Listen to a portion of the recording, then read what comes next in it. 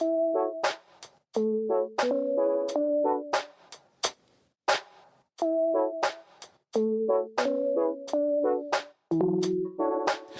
three best friends, and we love Lost, and we love talking, but even more so, we love talking about Lost. So join us for some laughs, good conversation, and let's get lost together.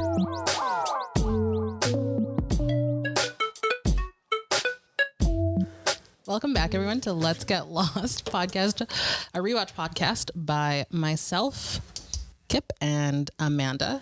And today we're talking about episode 5, White Rabbit. Amanda's going to let us know a little more about it. Yeah, so as Teresa said, we're on episode 5 of season 1, White Rabbit, which was written by Christian Taylor and directed by Kevin Hooks. In this episode, while bordering on exhaustion, Jack repeatedly sees a mysterious man watching him from afar. He asks the other survivors if they've seen him too, but no one has. Haunted by the strange vision, Jack follows the man only to recognize him as someone to whom he was very close. Meanwhile, the water supply runs dangerously low. A situation that erupts into violence when someone steals the last remaining bottles. So this is an interesting episode. It's the first Jack-centric episode. It is. And as is our, sting, I'm going to do some facts and trivia for you guys. We'll start with some facts. Okay. We had a decrease in viewership this episode from the wonderful other one, last week's episode, the John Locke heavy one. Mm.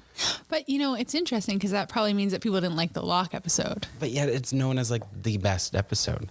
Well, something about it made people be like, I'm not tuning in next week. That's true. I wonder what it was. Is that what it is? I mean, the other thing that I kind of wonder is like, is it, no, but like we're talking about, this was years ago. Like, how do we know there wasn't like some, special event on like another channel?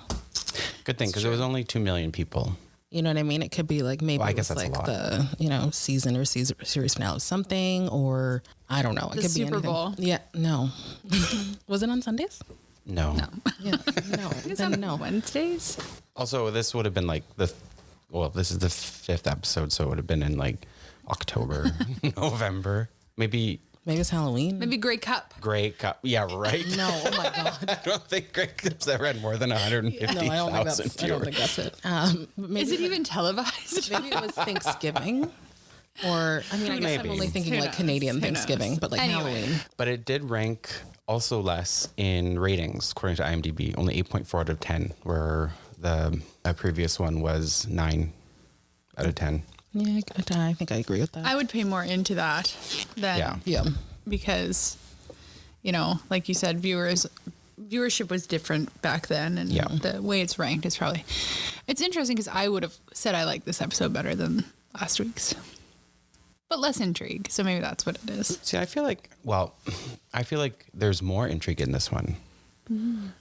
More about the island intrigue, less about an individual intrigue. True. But this is day 6 on the island.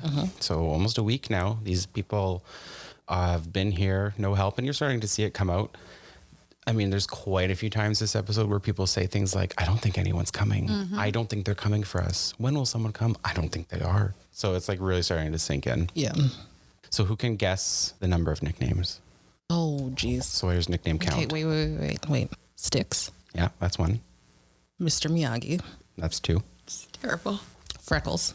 No, he doesn't say that in this episode. He does not. He doesn't call Kate anything. He refers to her as being the new sheriff in town. Right. Yeah. But he doesn't call her. I don't think that's No. But maybe that's what you're thinking. Yeah. Yeah. So those are the only 2. Sticks.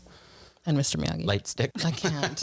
Lights, comma, sticks. Like my God. Your legs. I actually love that line. Me too. She's like, what the hell are light sticks? I just can't believe both of his nicknames are offensive in this one. You can't believe that? Yeah, I was going to say. Actually, I can't entirely believe that. Yeah. Yeah. So those are the facts. Now I'm going to read you the trivia. Oh, God. All right. Are you ready for this? Yeah. I don't remember what my sound is. Just wing it. Okay. I'm going to wing it. Wing it. What's the name of the airline attendant Jack yells at in the airport? What? I'll give it to her. All right. Chrissy. Yeah. Chrissy. Yeah. Yeah. What is Chrissy? And like, why does he say her name so much? condescending. Like, Yeah. He's upset, you guys. I know, but we'll talk about this later, but I did not like that monologue. No, me neither. It was uncomfortable. Okay. What book is Sawyer reading? Do. I'll give it to her. Watership Down. That's right. Which is interesting because do either of you know the synopsis of Watership Down? No, but I am committing on air to something I've decided to do. I've decided to read every book that Sawyer reads on the island. I love it. And that can be, you can write reviews. Yeah. It'll go on our website as a companion Absolutely. piece. Oh, and it'll be on our Patreon. Yes. So I think that'd be fun to read I what think he that's a reads. great I don't know idea. if I can keep up with him though. He's Yeah. quite the prolific reader in the beginning. Also, he has nothing else to do. I have alarmingly You have a not that job much to do. You have lots to do. Yeah. So what's interesting about Watership Down is it is about, this is the synopsis, rabbits. And the episode is also called White Rabbit. So there's a connection. But this book is about rabbits who escape the destruction of their home and seek a place to establish a new home, encounter perils and temptations along the way. So do we see parallels there? Yeah, especially if you think like big picture, but also little picture Yeah. in this episode, because we're led to something at the end of this episode that is going to be a big part Yeah. of the season 1 arc Totally. about homes. And I didn't even think of big picture. I was honestly just thinking of, like the episode and the seasonal arc. But yeah, you're right. Big picture too. Huge connections. Definitely. All right. Final question. How many survivors does Jack correct? Meh. Yes. Someone said 47. And he goes 46. That's There's right. 46 of us now. Yes. Yeah, Yes. because so Joanna, unfortunately passed. Unfortunately perished quite dramatically. Very dramatically. She just went for a swim this morning. That's a good segue into the episode. Yeah, it is. To begin, I just want to say something. Yes, please do. And I wondered, so the episode opens on a flashback. And it opens on a young, who we learn to be Jack, in essentially the same way the pilot opens on adult Jack. So eyeball, and something traumatic kind of happening. to Running him. to the rescue. Ugh. Jack, As per and your usual. patterns. Pattern. Except this time, instead of being punched in the face, he actually saves people. Yeah, well, he's grown. Yeah, he's an Kind of. adult now. Kind of. Chrissy might argue otherwise. He's not impressed. Yeah, that was an interesting flashback to begin it. I mean, obviously, because it's a Jack-centric episode. I actually totally forgot about that, how it starts off when he's a little kid. And then later you see the flashback with his dad. We'll talk about that later. But yeah, quite the combo, those two. Yeah. My first question was, and then I answered myself after, was that woman in the ocean even real? I also had a moment where, because again, as our listener knows, they are like, we've seen it all before, the three of us. So often things will happen and I'm kind of like almost guessing what's happening next or having like memories of what I think is going to happen next. Yeah. And for this, I was kind of like, is there another person? And I had kind of forgot too that she was real. Me too. And even after, I was thinking, but was she some sort of vision that Jack saw? Well, no, it couldn't be, because everyone was talking about it, including her name, why she was on the flight, her ear infection. Yeah. It's like, if you had an ear infection, why were you swimming in the ocean? I know. It's just not smart. Joanna. She's bored. Also, why didn't no one else Thank run you. out either to help bring Boone back or to see that Jack's bringing Boone back and then to go help Joanna? Or when he goes back again, they're all Everyone's just like, standing there. yeah, I wrote that down too. Yeah. I was like, That's what I was no thinking. one else can do anything on this island. Yeah, exactly. Especially because like no one's asking you to go swim out there, but at least like help the person who's swimming back and forth. Like that's some distances he's going, and he's like towing a person back to water. Exactly. And the only people that came up were when he was already standing. And we're Kate and Charlie. And Charlie was the one who at least got Jack and was like, I can't swim. Yeah. Yeah. So yeah, I noticed that too. I'm like, and I do wonder, because we are going to see later on when Charlie and Hurley are like kind of harassing Jack, is it because everyone is useless, or is it because everyone just expects this of Jack now? Jack's taking care of it. Yeah. We don't need to participate. Well, absolutely. Like, it seems like everyone's, as Locke says later on, they look to him as a leader, but that's of his own making, really. He's in asserted himself as the leader without even asking or looking around on the beach to even see if anyone else is going to help. He just dives right in. I mean, I guess it was pretty clear. Everyone was just standing around there like idiots. And the only other person who ever does help is Boone. And Boone always gets kind of shit on for it from Jack and also others. But can I just say, it is kind of hilarious that this is now the second time Boone has failed at what is essentially supposed to be his livelihood of being a lifeguard. Yeah, that's He right. runs a business.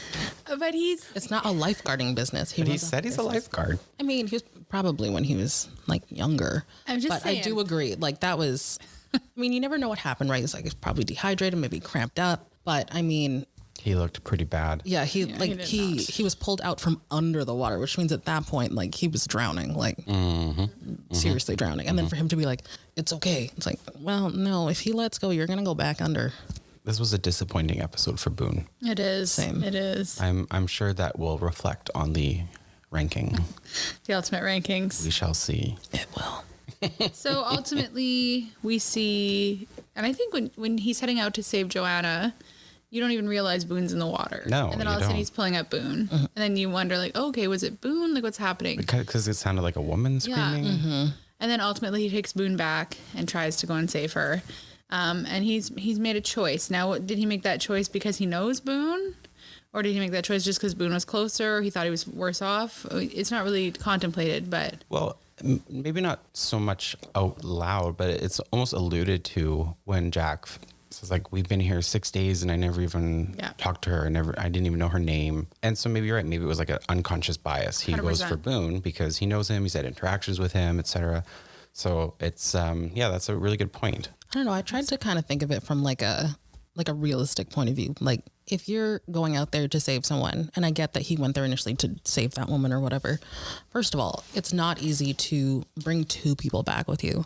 And the thing is, he would have to bring Boone all the way there to get her and then take them both back. Like there's no, I mean, honestly, No. they'd all die. Well, and he did say he made a choice, a Yeah. decision or whatever, however he says it. Like as terrible as it sounds, like it was the right one. Like either they were all going to die out there together or he could save one. Like I'm pretty confident that the three of them would die out there because Boone can barely hold himself up. well, and the other thing is like even just on like a, evolutionary cost analysis type decision, he saved someone who was probably more useful. Yeah. Because he at least knows who Boone is. Boone's participated in something for him to come to Jack's attention. Yeah. I don't know. It probably was the better choice, right? Like, not that that's what matters, but they are starting to struggle. Yeah. And they are going to start losing people. Exactly. And they're going to have to all make tough choices. Exactly. I mean, it's unfortunate that the one he saves is the one who tries to do the right thing and then actually ends up causing more work. For That's him in the essentially end. Boone. Yeah, that's what I mean, right? So it's just kind of unfortunate that, like, that's his so heart's in the true. right place, but he's Yes. just not. Like the execution is equipped. He's lacking. so beautiful. Oh my His God. That eyes. does not hurt. And his the eyelashes are situation. so long. It's so upsetting. We love you, Ian Somerhalder. But yeah, so that's kind of like dramatic start. Yeah, and it sets the tone essentially for the episode. Jack sees the man in the water, but I don't know, is this before or after Michael yells at his son for asking a fucking question? Oh my God. And can we just say that the answer to the question It's so is just simple. because it's full of salt. Yeah. Because it's salty. It takes know. as many words as being like, I can't even with him, honestly. Like, I think we all know where he's gone in the rankings. oh, I don't know though. Because he does something nice at the end.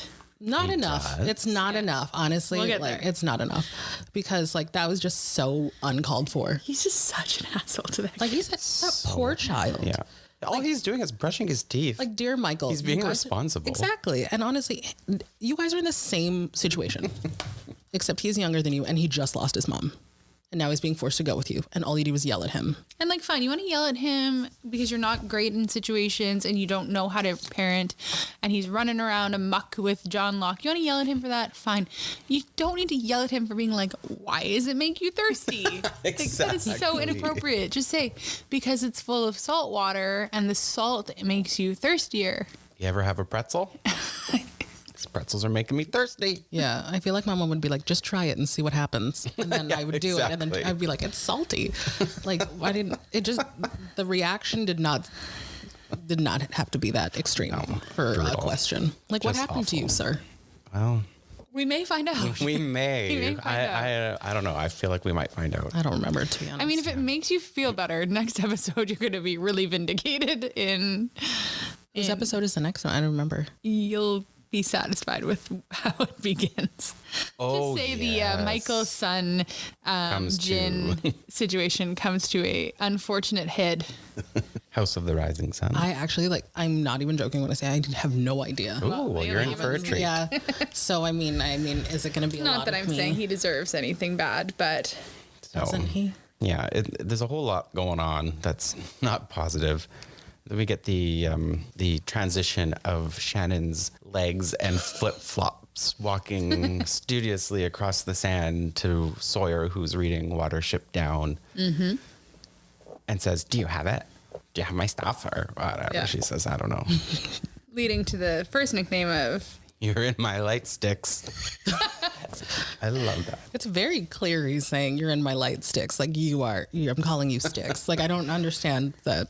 So here's my question about this interaction that I don't really get. Why is she so angry walking up to him in the first place? Like she starts out sort of confrontational. I think that's just Shannon's default. Maybe. And I yeah. think that's Same also thing. just the way everyone treats Sawyer. Yeah.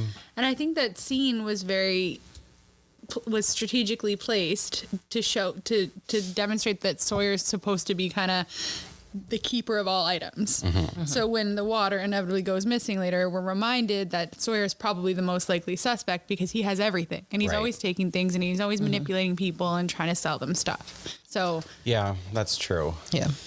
Also, she has sand fleas. Why did she throw it back at him? I think she still thought he was suggesting that she should pay him in sexual favors. Oh. He would not want to do that. I guess. I think that's what she was thinking he was alluding to. I think so too. I mean, he didn't do anything to not let her mind go there. So So I think he's just, but yeah, I think was it's just just another being, little yeah. scene to demonstrate that he doesn't give a shit. He has all the items and he doesn't mind, hoarding them over people. yeah, exactly.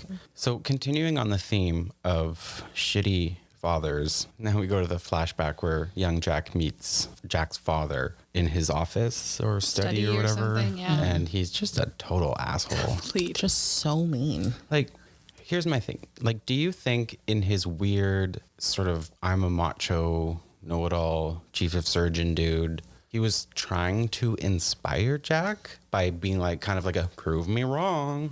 I think he's just that full of himself. Yeah. Like I think he literally thinks that he can do anything and he has that what it personality takes. and he has what it takes and he's able to he's able to make Yeah. the tough decisions, and if those decisions don't go the right way, he's fine with it because Yeah. that's what you have to be able to do to have what it takes. I can watch a kid die and come home and laugh Yeah. my sides off to Carol Burnett or whatever, right? Like, yeah.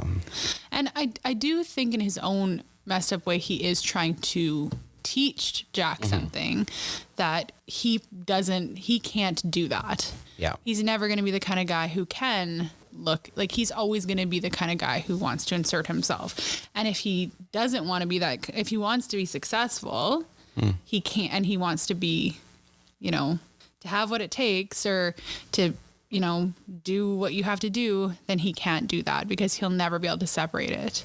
And I mean, there's some good insight because to this day, he's still doing that, inserting himself Yeah. unnecessarily and having major complications because of it. And his dad was an asshole to say that to what I'm guessing a 13, 14-year-old kid. Somewhere in there. That was a complete asshole move, but he's not wrong. Yeah. Like Jack is the kind of person who inserts himself into situations and he isn't able to take it because he's not okay with what happened with Joanna and Boone and he shuts down because of it. Right. And that is, it does. I mean, knowing what we know about Jack going forward, but at this point, if I was a first time watcher, I would be questioning like, how is this man a doctor? Yeah. Right. Because what it looks like is when he has to make a tough decision and it doesn't go the way he wants, he bails. Because now he's just like, I don't want to make any decision. I don't want to be in charge. I Yeah. can't be in charge. I don't have what it takes. I'm remembering my 12-year-old self being pulled up by my dad. I let Joanna die to save Boone. And then he just is like, I'm not making any decisions. Why do I have to do it? Yeah. Yeah, he kind of has that freak out moment to Charlie and Hurley. And I mean, they were being very pestery in their delivery of those questions, I will admit. And having both of them at the same time, like asking you these things, like it would piss anybody off. But I think for him, because he's just so incapable, he has no real like coping mechanism for these things. No. But the question always becomes, was Jack always going to be like that? Or is it because he constantly rehears Christian? Is it because he told him that his whole life and that's all he hears? Or, you know, we see that he was getting in fights and things like that. So was that always kind of who Jack was going to be? Right? This idea of Jack's fate and Jack's personality and how much of it is shaped by having clearly a dick for a father. Yeah. And I mean, that's a big theme on the show is shitty parents. Yeah. I mean, the fathers pretty much all suck. Not so great mothers either. Like, I'm not talking about necessarily the island people, but their parents. And we'll see throughout the rest of the series how horrible a lot of the parents are to the characters. Bad parenting is for sure. And not only just showing what bad parenting looks like, but what bad parenting can create. Totally. Jack kind of well, I guess he doesn't storm off. He does, but he sees his father. Oh, no. First, Boone comes to him and kind of like accosts him about, hey, why'd you save me? Save me, blah, blah, blah. I run a business. I run a business. It's like, okay, that's not the Well, same as swimming. Okay, very different unless it's like a pool business or lifeguarding. I don't know, but That was so silly. And then he gets so mad when Jack just walks off. Just like, hey. I'm dogging. But so Jack walks off because he sees a man in a suit. We don't know who he is yet, technically. Follows him into the bush, jungle, woods, Forest. Yeah. Well, I think they call it the jungle. the trees. Yeah. And I mean, it is weird, right? Yeah, absolutely. And it's creepy. Like, I'd say this was the first episode where it felt creepy. I was going to say, when I was watching it, I was like, I was going to actually text you guys and be like, I don't remember this being so scary. Yeah. I think I remember the first time I watched it, this being the episode where I was like, I'm not sure what I'm watching. Because I know, like, you know, with the whole smoke monster thing, like, yeah, you're just kind of like, you know, like you think it's like a supernatural thing, but like seeing, you know, what looks like someone's dad dressed in black. Well, they've done an incredible job, really, because they start out, and like I said, I forgot how early they start that. We start kind of with the smoke monster and then the pilot being killed in a really fucked up way. And then you see, you know, that Locke can walk when he couldn't before. And now we're seeing, so it's kind of building on these like, okay, something weird's happening. Yeah. Okay, something mysterious is happening, something dangerous is happening. Okay, something weird is happening. And now we're kind of like, okay, how are dead people walking around? We don't know he's dead at this point. But we know by the end of the episode. That his dad isn't supposed to be there. Yeah, exactly. Right? So we know someone that he's there in some capacity that's either not real or not appropriate. And it just kind of builds on like the last episode, the Locke episode where you first see his dad, I guess, like dressed in black, and then Locke comes out of the jungle with the boar, and I just remember that moment just being like and then now to have it like so prominent throughout the episode, I'm just kind of like I'm not sure. 100%. So while this is kind of happening, we're back to Claire. Right. Passing out on, well, first there's that really weird scene where she's sorting clothes with Kate. And I'm sorry, I'm just going to say it. I fucking love Claire. Oh, she's so adorable. She's so cute. So cute. Are you a Gemini? She puts the hat on. Like, it's just like, yeah. Like, and then she's like, I knew it. Like, she just like Passionate. What was restless. Yeah. Restless. Yeah. I was like, oh my God. So that was a cute little scene. And again, I think they're just kind of trying to lay some groundwork and show you kind of a little bit more depth to each of these characters. And, you know, I think we're supposed to kind of be falling a little bit in love with Claire because she's so sweet. So Very sweet. And I mean, I'm probably going to get eye daggers for this, but Kate is pretty good in that scene too. Yeah. Just, I mean, she could just let her do her fucking chart. Like, it clearly means a lot to Claire. I mean, I will say at least Kate was doing something helpful for once. Yeah. Except when she picked up like the tank top and she's like, from the not useful things. I'm like, that's it. At this point, like, there's no stores here. You're filthy. But wasn't that more like lingerie? It was like a nightie. But I will say, I'm not I've seen sure. people wear way worse. I'm not sure that when you're stranded on an island, there's anything that's not useful. Okay. Well, that's what I mean. Like, it's not like it was like one of those. I don't even know. But she a was full just latex sorting it. outfit. She didn't say I'm throwing it away It's in not the like fire. it was a parka. Which might even come in I was gonna handy say one day. maybe Maybe she night. was just putting the lingerie in the sexy pile for sexy times, and then she's Jeff. putting the cargo pants in the useful pile. Yeah, that's right? good. Yeah, she's probably like secretly like, this isn't useful, and then puts it in her pocket. No, but it is good. Kate, for all of her faults, she does participate and contribute, Yes. and More. why is not always clear because it's not always for the goodness of everyone, but she does. I'll give her Yeah, that. and I think- I'll give her that. All right. Had to All just right. slip Here that we in go. there, too. And I think maybe I'm wrong or misremembering, but I think Claire and Kate form a pretty solid friendship. Yes, they do. Yes, they do. I want to say yes. I don't. Oh. Okay, you so guys there's were some seeing your looks face. coming When we around. go to our segment later on where we Yes, talk please. about how this all comes together on our Patreon, I will explain what I'm thinking of. Good. Okay, good. Please, because I'm not remembering 100%, but I know that they're involved. There. There's some issues. Yeah. But eventually, again, they're all kind of starting to panic about water, how they're going to get water. And then the water that they do have goes missing. How crazy are those night scenes? I would love to know about the shooting of those scenes. What do you mean? Oh, like on the beach? Yeah. Those must have been a bitch to film. I just had to say that while we were talking about the cinematography kind of stuff. But yeah, so she passes out. Walt, I don't know. Lets Kate know. I think Yeah. it's Kate, right? So so they go and they bring her to the tent and yeah. Water's missing. Water's missing. Or I think is that when they found out the water's missing? Yeah, Charlie's looking because They're trying to feed her water. because Right. she's running a fever. Right.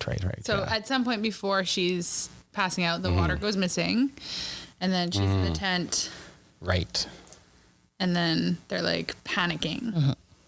And then you get probably one of the only, I'm sure there's more in later seasons, only scene where I'm like so annoyed with Saeed Oh yeah. when he's just like yelling at Sun.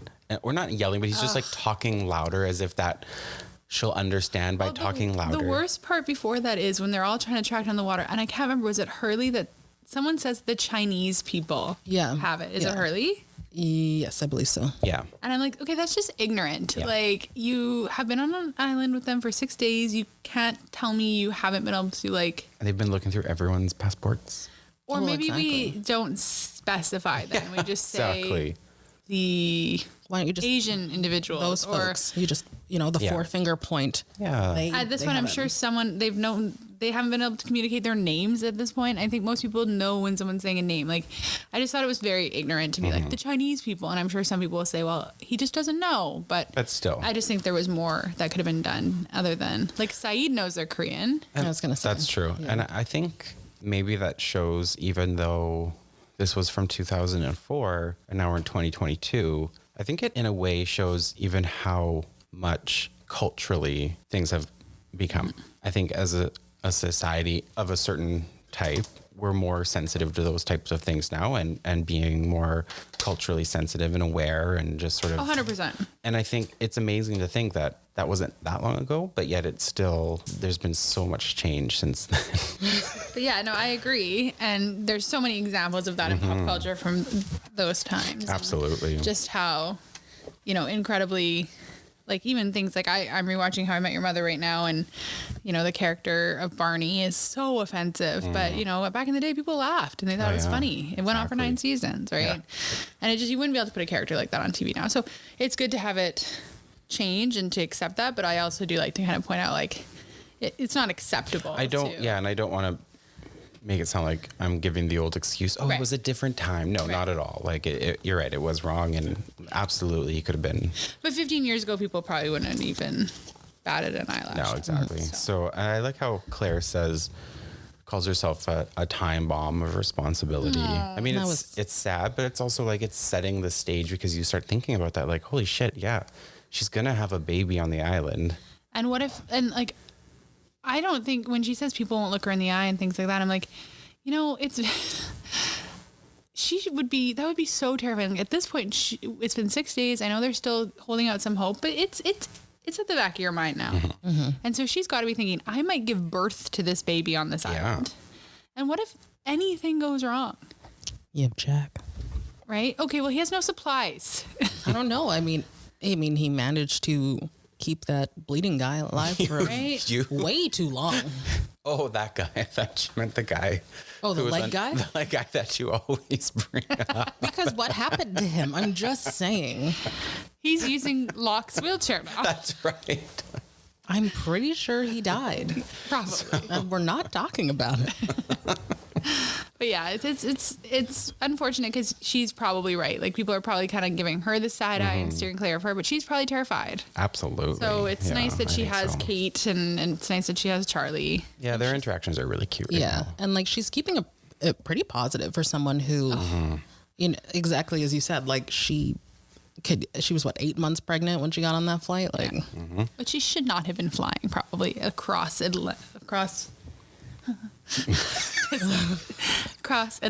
the ocean? What ocean? Pacific. I know it's the Pacific. I think they crossed the Indian at some point. Oh, wait. I've made that flight twice, 3 times. I was going to say, you've been to Australia 3 times. It's probably more than any other human on this planet from this city. From this city. Actually, no, you've done it twice. I've only done it twice. Okay. But what was me? The Pacific. Yeah. So I'm just saying that's probably not safe for these exact concerns, right? That she could get stranded somewhere. Aren't you just not supposed to fly at all? Yeah, you know what I mean? And I think it's for that reason. Yeah. Is it for the reason that the plane might crash on the stranded island? 100%. That's the only reason. Actually, prior to 2004, they didn't even suggest that. Those are medical facts for me. Thanks, Lost. No, I just mean in general, I think the idea that you could something could go wrong in the air. Yeah. And you would have right? Like, no one wants to be having someone giving birth at 30,000 feet. Ooh. So I would not be. I would not be stepping up to help. I'm just going to put that out there right now. In that situation or any of these scenarios? Specifically that situation, but the more I think about it, the more I would be on the back. The more I think I would be extra number 6 on the island and not Jack. I'd be leg guy. No, you're not gonna be leg guy. I'm not sure I believe that you wouldn't try to be Jack. She'd try. Yeah. You'd be Boone. No! That's horrible. I would not be Boone. I would be at least Charlie. I don't swim. No. Anyway. Okay. But yeah, so those are cute interactions, and Claire's not doing well, and Jack's gone off into the jungle chasing his dead father. Yeah, right. And like, so Sawyer, no, not Sawyer. So first, we didn't talk fully about that scene with Sun and Jin, because I think it's important to really highlight that, because Saeed's being a fucking prick. Mm-hmm. Mm-hmm.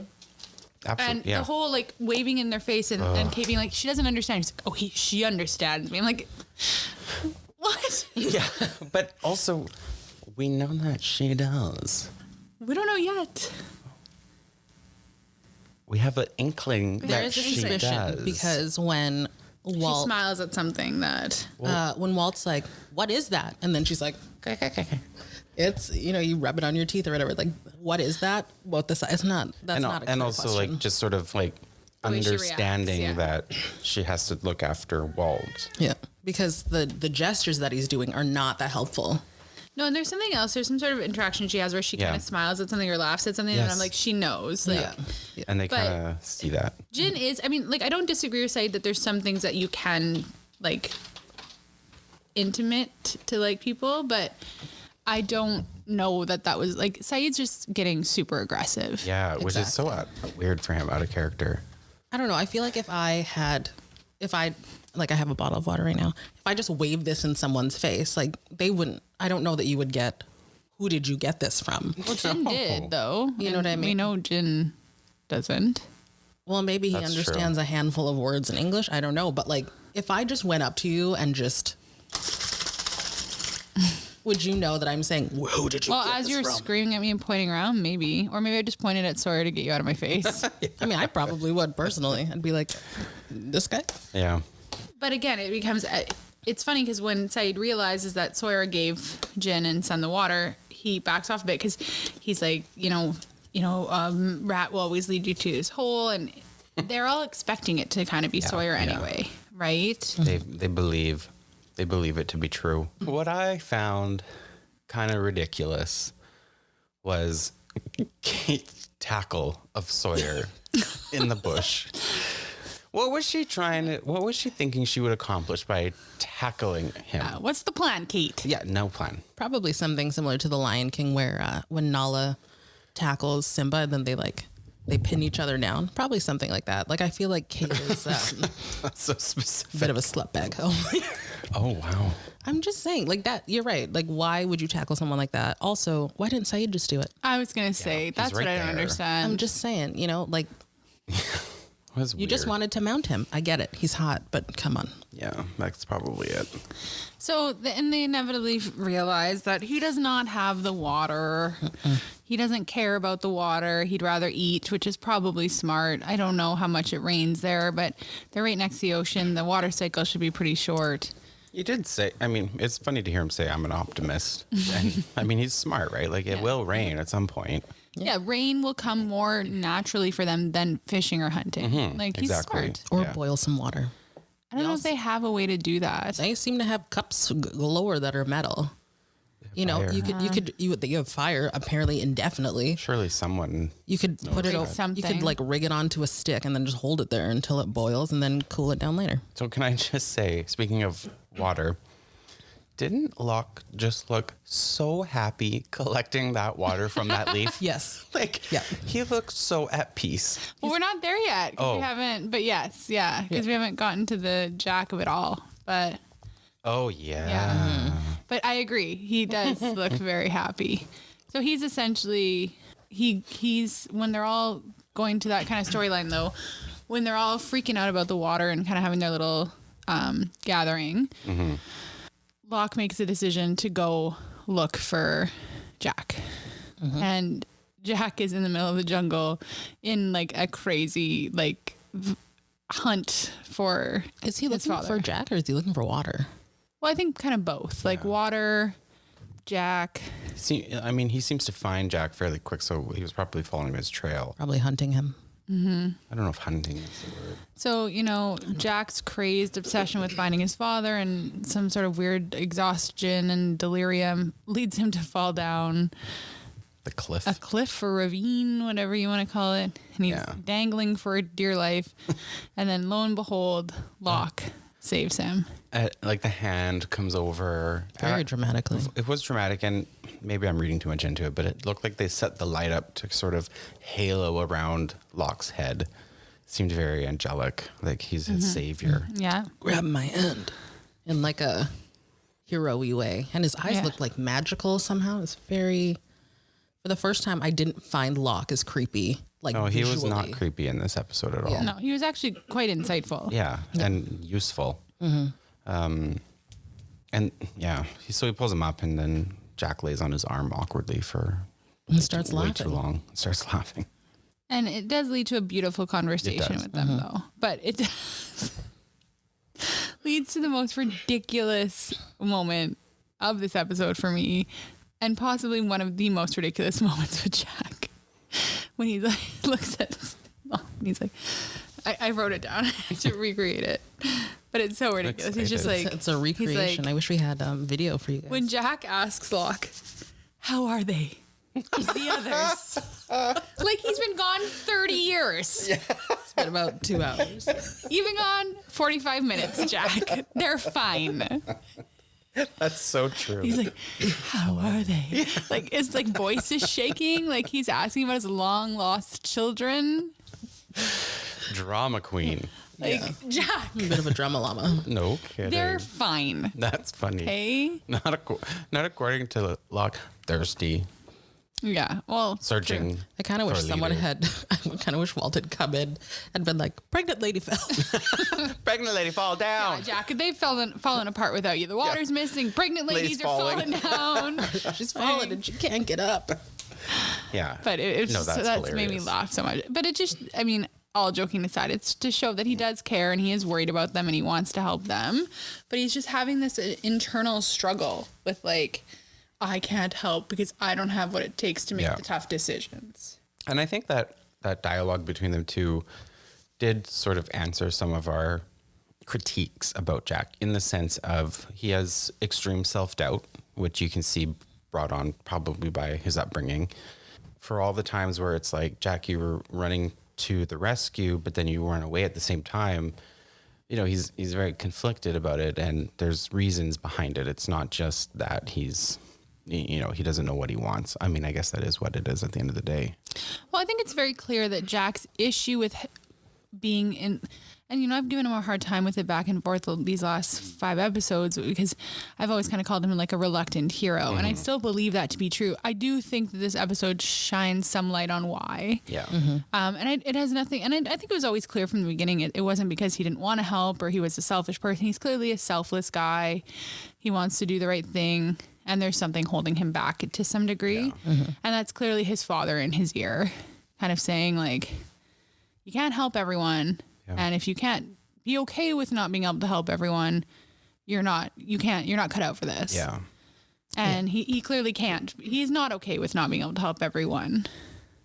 No, exactly. It's a big struggle for him. And so I think sometimes his solution to that is, if I can't help everyone, I'm not going to help anyone. One extreme to the other. I liked Locke's description of the island. Oh, well, Rory did insist that we talk about that. That's right. today.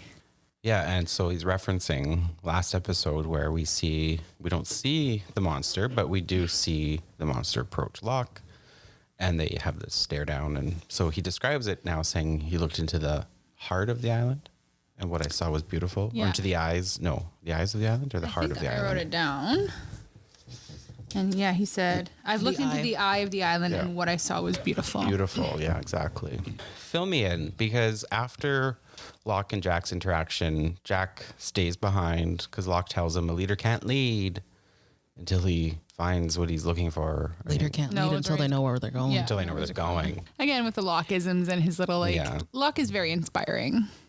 He can be. So he leaves Jack there to do whatever it is Jack has to do. And we see a few more flashbacks in this time of essentially his father has gone missing. So this is now adult Jack. And we're starting to kind of, I think, get the feeling that this is closer in time, obviously, to where we are now. And has another horrible parent, I was going to say, Oh, she is Margot. awful. the most manipulative mother. Yeah. Why don't you go get him? Go get your husband. Why are you sending your son? Come on. And there's clearly there's been some sort of falling out with Jack and his dad. And his mom blames him for it. So she guilts and manipulates him into going to find him. And we find out that where he is Australia. And then the next flashback, which again, we're kind of jumping around, but just to kind of put into pieces, is we see Jack in Australia looking for his dad. Yeah. And he's clearly on some sort of bender or Yeah, some there's- sort of... Bottles of booze and drugs everywhere. And the hotel manager has not been impressed with him. And so that's clearly what Jack's been up to. And this is Yeah. kind of spliced throughout his journey to finding his dad in the jungle. So Jack's just kind of in the jungle, still kind of chasing this. It's kind of while that's happening that we realize in the last couple flashbacks that his dad is dead. Yeah. And this is what has brought him on the plane that leads him to the island. And it leads to Kip's favorite scene in the whole episode, where he is just giving it to Chrissy. Poor Chrissy. She was just doing her job. I didn't, he could have, of course, as a character, could have handled that so much differently, but I feel like it could have been written better too. Like, his reasoning is so selfish to try and get around transportation regulations. I need this to be done. Okay, but the airline doesn't give a shit. I mean, I guess they do because they let him do it. But it just felt like that was such I don't think it was an engaging way to show Jack's way of dealing with this emotionally. Well, and the reality is he clearly isn't, right? Yeah. Because, whatever you want to believe about whether or not, his dad is real or his dad is his hallucinating. Because at this point, I think we're supposed to believe that he's hallucinating his father because he's tired, he's worried, he's overworked, he's stressed. Dehydrated. Mm-hmm. Just survived a plane crash. So his dad is appearing to him. And part of that would be because he clearly didn't deal with it. Whatever happened between them, which you do, don't worry, those who are wondering, you do eventually know what happens, led to them not speaking and then him never being able to get closure with that. No, he's never been able to reconcile with his father. And I mean, yeah, you see it coming out of him as he's searching for his father. He's not necessarily searching for his father. He's searching for that closure, and which leads him to the cave. Mm-hmm. Water. And water. And lo and behold, a source of fresh water. And plentiful. dolls. And fucking creepy dolls. And a coffin. A coffin. Dun, dun, dun, dun, dun. Which he proceeds to destroy. Well, he opens it. Yes. And it's empty. Very Which is dramatically. terrifying. Yeah, it's empty. So, I mean, that's a pretty shocking moment because now what do we believe? Well, I mean, I think at that point what Jack believes is that, he was searching for the body because, maybe something or someone was trying to tell him where it was, to be able to get that closure and have the body and be able to find it. Yeah. And it's gone. And in that moment, I think he's thinking, of course it is. Yeah. And so he has his little cathartic freak out. Yeah. Which echoes through the jungle in the night. I thought That's a weird scene. I thought they were going to show it like on the beach and be like, what the fuck's that? Or like someone being there. Or the smoke monster being like, I'm coming. Because did we forget? Yeah, that's right. We must have. So at the end of the day, whether or not, whatever you want to believe about what brought him there, why he has found them water. Yeah. And a few questions about that. Like, I honestly don't remember if we find out about the dolls. I don't know either. I feel like we do, but Someone comment below if we... Yeah, do we ever find out about the dolls? I don't remember. Oh, you know what? It's because I think I'm mixing up two different things. And at first I thought this was a different plane crash. But then how would the coffin get there? So while this is all happening, they do discover, because someone brings Claire more water. Yeah, and that person is Boone. Boone. So they realize it's Boone who is the one who stole the water. And in the middle of everyone essentially getting their pitchforks out. Did anyone else find it weird that Boone was like almost blaming Jack for it? Because he's like, Jack just left. And it was just sitting there. Yeah, Oh, well, like, if things are just sitting there, you just take it. But also, like, was this some sort of weird rebellious act against Jack for like running away from his little talk? Yeah, yet again, Boone is trying to quote unquote do the right thing and then like really fucked it up. That is really what happens. Crux of Is it. he's just, and I don't know if it's because he's young or he's inexperienced or he's, we're going to see later on that he came from quite a privileged kind of world. But he just never quite gets it right. But his heart is in the right place. Exactly. How's his business doing is what I'm wondering because... And while that's happening, Jack shows up and essentially puts an end to it. And it leads to the best and probably one of the most famous little monologues from our dear friend Jack Shepherd. If we don't live together, we're going to die alone. That was really good. But I did like that he defended Boone and kind of said, me too. like, whatever is happening here, this guy tried to save someone's life this morning and now you're ripping him apart. I love that. Right? Yeah. I did too. And I mean, it sort of solidified, like at this moment, you're thinking, okay, Jack has arrived. He's the hero we all kind of thought he was. And maybe this is him coming into his heroism leader moment. And also Kate's look at Jack is kind of just like, that's my man. Yeah, like, kind of just I like, know. Yeah, She's obsessed. I know. And I hate it. And then, so like, you get this little montage and Boone's sitting there all... They love a montage. Oh, they love montages. Boone's sitting there all sulkily and Sawyer says something about how it sucks to be in my place as the most hated person. I'm like, How does it feel to be? yeah. I was like, Sawyer, if you think it sucks, why do you constantly do things that piss people off? Exactly. The little montage does lead to a very cute moment, though, where We see Michael give Vincent some water. Oh, yeah. Good job. Didn't want to give him the salty one because, I mean, also, you can't yell at a dog. The dog doesn't understand English. But I thought that was very sweet. Was nice, You know, a lot of people might say, like, we have very little of this. We're not giving some to the dog. But the dog deserves it. Vincent's the best. But in that little speech prior to the montage, we see that Jack has told him about the caves. They're going to go get water. And that whole speech is great because he defends Boone and he says, like, we have to we're here and we have to get this together. And some people can come get water with me. And if you don't want to, that's fine, but find a way to contribute. And he outright says, like, help may not come. Yeah. And it's time we start accepting that, which it had to be said. Yeah, Everyone was thinking it, but it had to be said out loud to sort of come to terms with it. Insert stream of consciousness sound effect here. All right. So I think we've come to that time of the podcast that everyone is always interested to hear. I know I am. I know I am always fascinated to any glimpse into the inner workings of her mind is a gift. All right. It's time for Teresa's random thoughts. Okay. Stream of consciousness. I have to fill in some of the random thoughts because my notes literally start out with White Rabbit. Oh, I called it.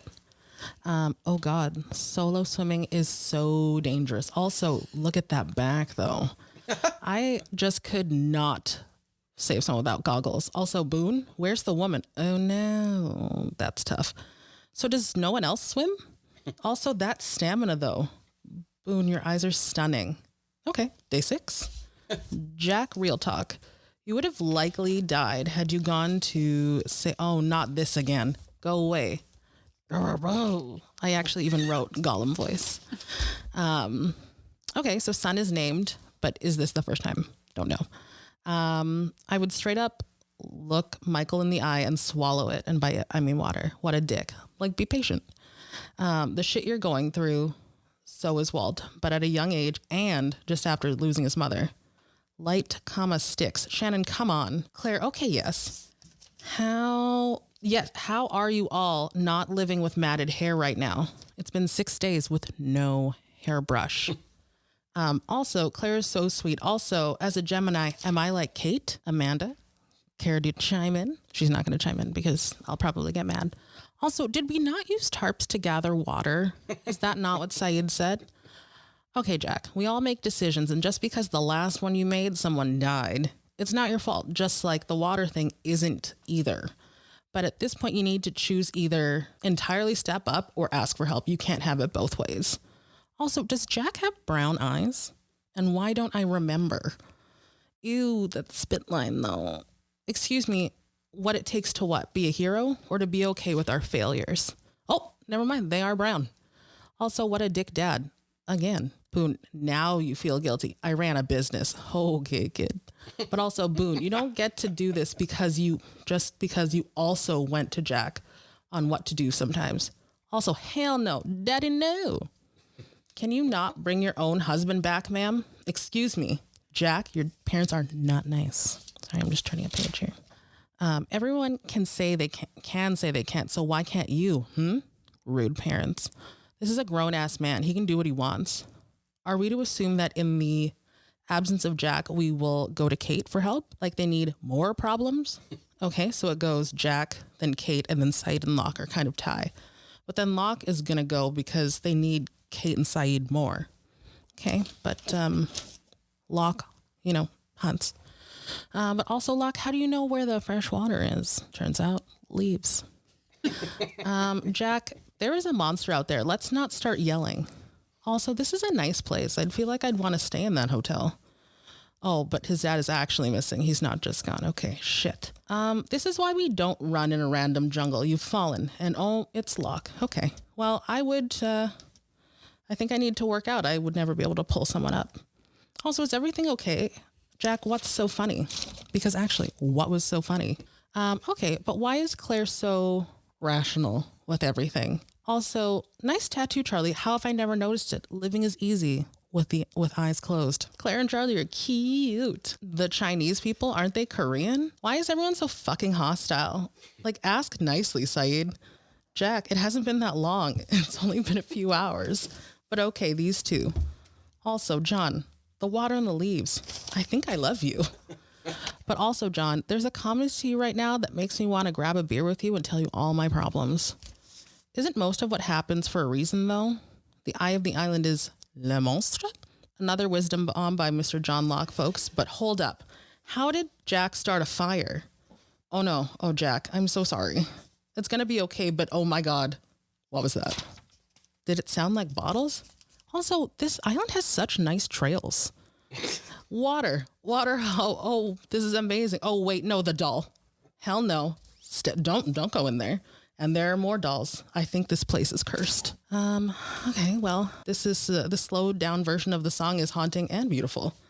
And tisket, a tasket, y'all, that's a casket. Jack, calm down. Oh, hey, Jin. Wait, are your eyes blue now? Jack, are you wearing contacts? I need it to be done. I need it to be over. And now it's dragged on. Actually, that's quite sad. Needing and wanting something only to have it taken away and then be haunted by it forever. Also, that thing is empty. I mean, I get it, but, you know, if you find the body later, where are you going to put it if you destroyed that thing? Maybe wake someone up gently before putting water in their mouth. Boone, come on. This is not how leadership goes. A leader leads. An asshole does whatever the fuck they want in the moment and in the name of leadership. Well, Jack, I get it. You know, you're right. But also, he did steal the waters, so I think it's okay to be mad. Quite the speech. Live together, die alone. I guess I'll go with you, Jack. Oh, the song again. Wow, Michael. I think you actually got a positive point for once. Because, yes, Vincent is also thirsty. Sawyer, I wouldn't say he's hated, but they're definitely not sure about him anymore. Oh, Jack. Girl, she wants him. Oh, wait. He said his dad died. Well, that'll settle her boner. Sorry, Kate. The end. Nice. Very well done. Okay. As usual. What was so funny, though? I don't know. Also, one thing that I did not read is why did we not have translations for Sun and Jin in this episode? Because we were supposed to be like Kate and Sawyer not understanding It's too hard. in the moment. It's too hard. You did raise a couple interesting points. Don't I always? But I've already forgotten them. So That's awful. no, I meant like what I was going to add. Why Jack was laughing? Unsure. No, and like the end part too, where like she just like he's like my dad died. That was weird. And she's like, I'm sorry. I'm sorry too. Like, I'm sorry, 3. like what is happening? It was just very like what an awkward thing to say. Well, It does suck that he's grieving during this time. I'll give you that. Yeah. Because he just found out his dad died. He's got to say it to someone. Kate's is like, I mean, I know. But it's just one of those things where like, obviously like we're being led to believe that eventually they're going to be together. Like, is this how you would tell someone your feelings about something? And I get that like, you know, he had just found, like he had been following his dad. He found the casket and all that stuff. It's just, it kind of seems like for the most part when he says stuff, it's either out of passion or he's like trying to be very diplomatic. 100%. And this one just kind of came out of left field where he's like, my dad died. well, maybe that's because it was out of left field for him. I think he's just trying to put it into words to kind of, you know, and that might be a big part. Like at this point, it's very clear that whatever is going on, Jack thinks that it was a hallucination. So I think he's trying to address kind of the underlying concerns, which part of it is probably that he hasn't really been dealing with it. And saying it out loud, my dad died, helps probably put his mind at ease that there's not some zombie dad walking around the island. I mean, yeah. But like on like low key, how angry do you think his mom is that he's lost on an island or possibly dead versus just that the corpse didn't come back? Oh, she wanted that corpse. Yeah. Oh, 100%. For sure. Like she's probably like, oh great, another thing Jack screwed up. Yeah, exactly. She's You know, a bitch. that family is out of control. It is. And like, yeah, no, she's mean. Again, why can't you get your husband? I think Jack was laughing. Yep. Sorry. He sure was. He was. Yep. Was it because John was tickling him? Maybe that's what I was having in real life. Maybe. That's what got Matthew Fox to laugh was Terry O'Quinn tickling him. By the way, that's how I'm remembering it. I think he was just laughing because he's probably in his mind thinking how ridiculous it is. He just fell off a cliff chasing a hallucination of his dead father.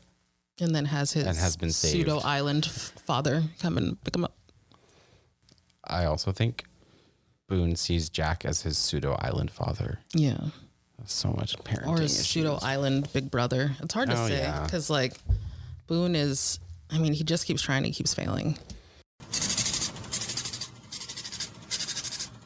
All right, well, after that stellar stream of consciousness, I'm going to go into my rankings where, for the first time, we'll see Michael get positive points, but still not go up in the rankings. Oh, I'd like to see how that math works. So, I think in a surprise to nobody, Michael is number 14 with negative 750 points because Michael sucks. Next is Shannon, minus 700. Kate, minus 250. Boone, minus 120. Locke, minus 66. I don't know how that happened. And then Walt, minus 40. And then we have Jin and Sawyer tied at minus 30. Sun is the first in the positive at number 6 with 55. Saeed, 65. Hurley, 85. Charlie, 105. Jack, 155. And then Claire's at the top with 300. Wow. Yeah. Jack making a little bit of a comeback there. He is. It's very interesting how, like, I can never decide how I feel about him. He does go back and forth quite a bit. Yeah. Because, like, he's fine, then he's like, nah.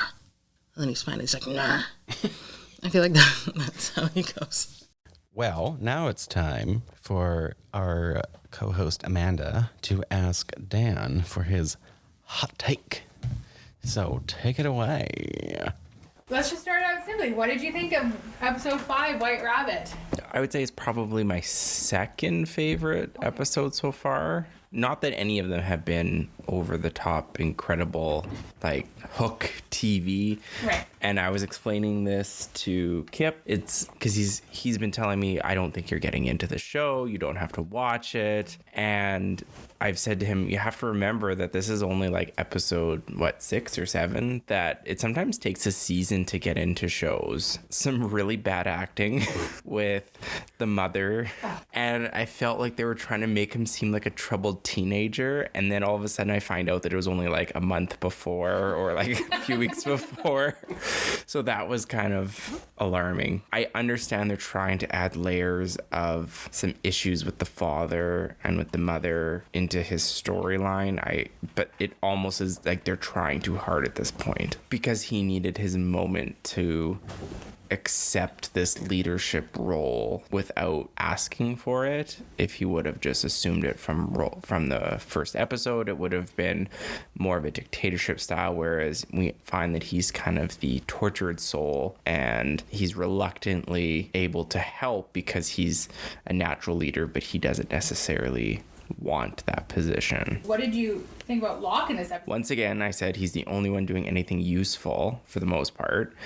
He's being pretty resourceful. He's out there, he's getting water, he's thinking a lot more practically than some of the other characters, which I can really appreciate. And he also, obviously gives that encouragement to Jack about wanting to encourage him to be the leader. But I don't know, it's kind of a mixed bag of an episode. The whole father storyline, the father being on the island, starts to really be far-fetched. I understand it's probably like they're really trying to blur the lines between hallucinations and this mystic island, but I don't know how I feel about that yet. I don't think that's the dad's coffin. I don't think there's anyone ever in there. I think it might have been someone else's. I also was wondering whether his dad even made it on the plane because the ticketing agent at the airport doesn't assure him that she's going to get the body on the plane. We don't see that, so immediately it came to mind that his dad is probably still in Sydney. I think there obviously is some sort of dimensional element coming to this where it's another dimension or a portal to a alternate reality or something like that is happening. This is one of the stronger episodes. You start to see them be a bit more practical. They start to address some of the issues that I feel that they should have been addressing earlier. So that's where I feel that the show gets to be a bit more practical, which it needs that element because people are lost on an island and they're trying to survive. Mm-hmm. And I felt that in a lot of the previous episodes, they glaze over that details. And maybe they had them, maybe they had to cut it for network television and cut scenes and all that. But I felt that they weren't addressing the actual story at hand, which is people almost shipwrecked on an island and trying to make a go of it. And that leads us towards the end of the show today and our final thoughts on the episode before we rank it. I really liked the episode. I know I'm gonna get an eye roll. No. 'Cause it's a Jack episode. But I think it just further cemented the mythology and how we don't know what's going on. It was creepy, which was neat. Like I think it just gave us a new side to the island and to the show without taking away from the characters and sort of building them, continuing to build these characters. And so based on that, what would you rank it out of 10? 9.8. Well, I also like the episode. I also love Jack. As much as we make fun of you for it, I also love Jack. Jack is for sure in my top 3 characters. Top 5 characters. top 7 characters. No, real talk. He's in for sure top like 5 to 10. I love him. He's a good guy. I think that we get a lot of insight into why he is the way he is. I think his dad's a dick.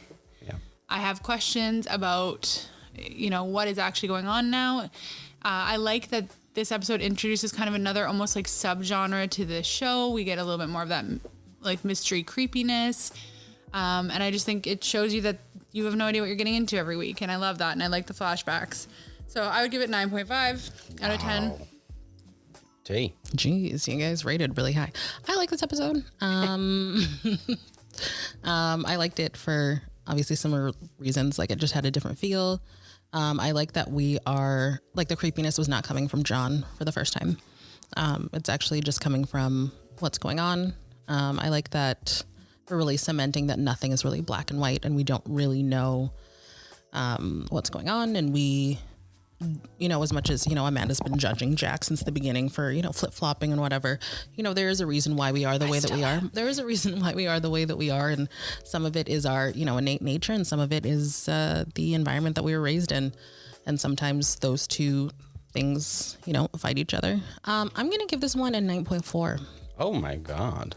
Yeah. It didn't quite hit the 10 mark for me. But really, really good episode.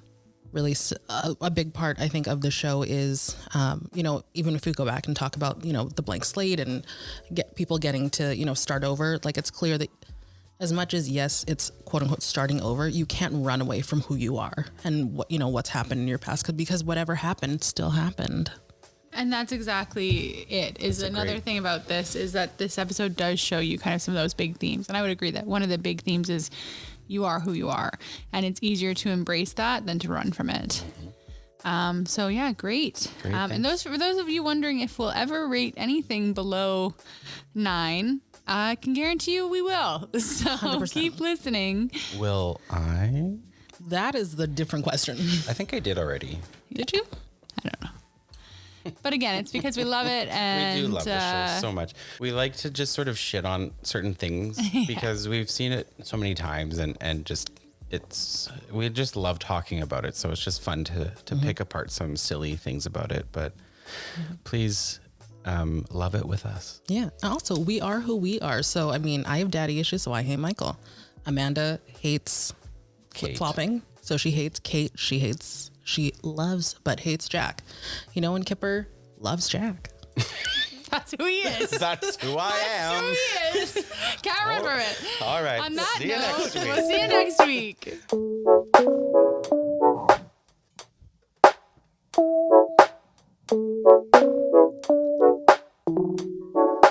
Thanks for tuning in to another episode of Let's Get Lost. Be sure to tune in next week wherever you listen to your podcasts. And please follow us on Instagram and Twitter at letsgetlost.pod. Links to our website and Patreon can be found in those profiles. Join our Patreon for only $3 a month for exclusive access and content like Spoiler Island. Be sure to get lost with us again next time. Bye!